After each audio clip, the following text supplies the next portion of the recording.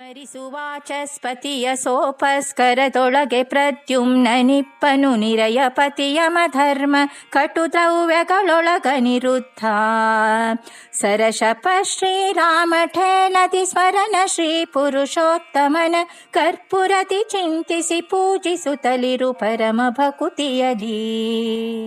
ನಾರಾಯಣಂ ಸುರಗುರುಂ ಜಗದೇಕನಾಥಂ ಭಕ್ತಪ್ರಿಯಂ ಸಕಲಲೋಕನಮಸ್ಕೃತಂಚ ತ್ರೈಗುಣ್ಯವರ್ಜಿತಮಜಂ ವಿಭುಮಾಧ್ಯಮೀಶಂ ವಂದೇ ಭವಗ್ನಮರಾಸುರಸಿದ್ಧವನ್ಯಂ. ದಾಸವರ್ಯಂ ದಯಾಯುಕ್ತಂ ದೂರೀಕೃತ ದುರಾಶಿಷಂ ಹರಿಕಥಾಮೃತ ಸಾರವಕ್ತಾರಂ ಜಗನ್ನಾಥ ಗುರುಂ ಭಜೆ. ಶ್ರೀ ಹರಿಕಥಾಮೃತ ಸಾರ ನೈವೇದ್ಯ ಪ್ರಕರಣ ಸಂಧಿ ಪದ್ಯ 18. ಸ್ಮರಿಸುವಾಚಸ್ಪತಿಯ ಸೋಪಸ್ಕರದೊಳು ಪ್ರದ್ಯುಮ್ನನಿಪ್ಪನು ಎಂಬ ಈ ಪದ್ಯದ ಮೂಲಕ ಶ್ರೀ ಜಗನ್ನಾಥ ದಾಸಾರ್ಯರು ನೈವೇದ್ಯ ಸಮರ್ಪಣಾ ಸಂಧಿ ಈ ಕ್ರಮವನ್ನೇ ಮುಂದುವರಿಸಿ ಹೇಳುತ್ತಾರೆ. ಅಡಿಗೆಗೆ ಉಪಯೋಗಿಸುವ ಅಕ್ಕಿ, ಗೋಧಿ ಇತ್ಯಾದಿ ವಸ್ತುಗಳಲ್ಲಿ ಸೋಪಸ್ಕರಗಳೆಂದು ಹೆಸರು. ಚಟ್ನಿ, ಕೋಸಂಬರಿ ಮುಂತಾದ ವಸ್ತುಗಳು ಸೋಪಸ್ಕರಗಳೇ. ಇಂತಹ ಸೋಪಸ್ಕರಗಳಲ್ಲಿ ಸುರಗುರುವು ವಾಕ್ಯಾಭಿಮಾನಿ ದೇವತೆಯೂ ಆದ ಬೃಹಸ್ಪತ್ಯಾಚಾರ್ಯರು ವಾಚಸ್ಪತಿ ಅಭಿಮಾನಿಗಳು. ಅವರಲ್ಲಿ ಪ್ರದ್ಯುಮ್ನನನ್ನು ಚಿಂತಿಸಬೇಕು. ದ್ಯುತಿ ಎಂದರೆ ಕಾಂತಿ, ಪ್ರಕಾಶ ಎಂದರ್ಥ. ಪ್ರಕೃಷ್ಟವಾದ ಅಂದರೆ ಅಪರಿಮಿತವಾದ ಕಾಂತಿಯಿಂದ ಯುಕ್ತವಾಗಿರುವುದರಿಂದ ಪ್ರದ್ಯುಮ್ನ ಶಬ್ದವಾಚ್ಯನು. ಸ್ಥೂಲ ಸೃಷ್ಟಿ ಜಗತ್ತಿನ ಪಾಲನಾ ಕಾರ್ಯನಿರ್ವಾಹಕನ ಭಗವದ್ರೂಪ ಇದು.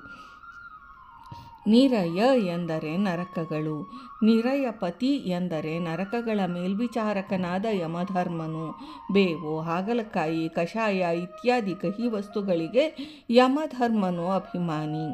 ಇಂತಹ ಕಟುದ್ರವ್ಯಗಳಲ್ಲಿ ಕಹಿರಸಯುಕ್ತ ವಸ್ತುಗಳಲ್ಲಿ ಅನಿರುದ್ಧ ನಾಮಕ ಶ್ರೀ ಪರಮಾತ್ಮನನ್ನು ಚಿಂತಿಸಬೇಕು.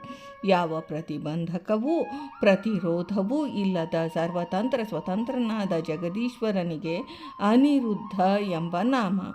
ಒಗ್ಗರಣೆಗೆ ಹಾಕುವ ಸಾಸುವೆ, ಸರಸಶ, ಇಂಗು, ರಾಮಕ, ಸುಗಂಧಯುಕ್ತವಾದ ಏಲಕ್ಕಿ, ಏಳ, ಪಚ್ಚಕರ್ಪೂರ ಈ ದ್ರವ್ಯಗಳಲ್ಲಿ ಅಭಿಮಾನಿಯು ಮನ್ಮಥನು. ಸ್ಮರಣ ಅವನ ಅಂತರ್ಯಾಮಿ ಶ್ರೀ ಪುರುಷೋತ್ತಮನನ್ನು ಸ್ಮರಿಸಬೇಕು. ಕ್ಷರಾಕ್ಷರಗಿಂತಲೂ ಉತ್ತಮೋತ್ತಮನಾದ ಶ್ರೀ ಪರಮಾತ್ಮನು ಪುರುಷೋತ್ತಮ ಶಬ್ದವಾಚ್ಯನು.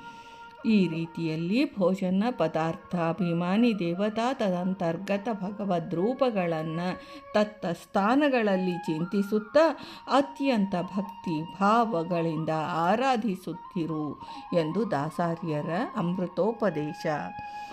ಸೋಪಸ್ಕರಗಳಲ್ಲಿ ಅಭಿಮಾನಿ ದೇವತಾ ಬೃಹಸ್ಪತ್ಯಾಚಾರ್ಯರು, ತದಂತರ್ಗತ ಭಗವದ್ರೂಪ ಶ್ರೀ ಪ್ರದ್ಯುಮ್ನ, ಕಟುದ್ರವ್ಯಗಳಲ್ಲಿ ಯಮಧರ್ಮ, ತದಂತರ್ಗತ ಭಗವದ್ರೂಪ ಶ್ರೀ ಅನಿರುದ್ಧ, ಸಾಸುವೆ, ಇಂಗು, ಏಲಕ್ಕಿ, ಕರ್ಪೂರ ಅಭಿಮಾನಿ ದೇವತಾ ಮನ್ಮಥ, ತದಂತರ್ಗತ ಭಗವದ್ರೂಪ ಶ್ರೀ ಪುರುಷೋತ್ತಮ. ಭಾರತೀ ರಮಣ ಮುಖ್ಯ ಪ್ರಾಣಾಂತರ್ಗತ ವೃಂದಾವನ ವಿಹಾರಿ. ಶ್ರೀಕೃಷ್ಣಾರ್ಪಣಮಸ್ತು.